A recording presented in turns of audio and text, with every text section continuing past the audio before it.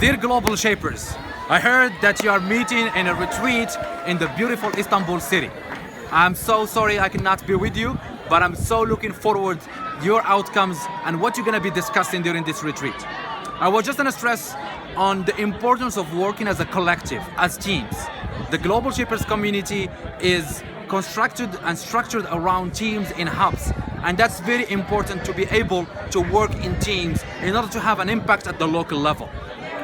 Working as an individual can be easy sometimes, but the beauty of the community is to push you out of your comfort zones so that you can work as one team, as collective, and show the world that the youth can be part of the solution and not only the problem.